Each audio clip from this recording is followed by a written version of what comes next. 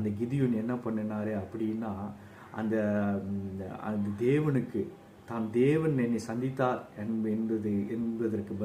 என்பதை காண்பிக்கும் பொருட்டாக ஒரு பலிபீடத்தை கட்டி அங்கு தொழுது கொண்டார். அதற்கு யெகோவா ஷாலோம் என்ற பெயர் வந்தது, என்ற பெயரை வைத்தார். அது நியாயாதிபதிகள் 6:24 இருக்கிறது.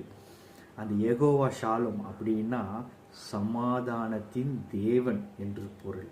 இன்னைக்கும் அதே சமாதானத்தின் தேவன் நம்மோடு இருக்கிறார். எபிரேயர் 13:20 சொல்லப்படுகிறது. பிலிப்பியர் 4:9 சொல்லப்படுகிறது. சமாதானத்தின் தேவன் உங்களோடு இருப்பார். ஆம், இன்னைக்கு இந்த வருடத்தில் 2025 இதை பார்த்து கொண்டிருக்கிற ஒவ்வொருவருக்கும் தேவன் உரைக்கிறது என்னவென்றால், சமாதானத்தின் தேவன் உங்களோடு இருக்கிறார். புதிய ஏற்பாட்டின் ஆவியானவர் உரைக்கிற வசனம் சமாதானம்.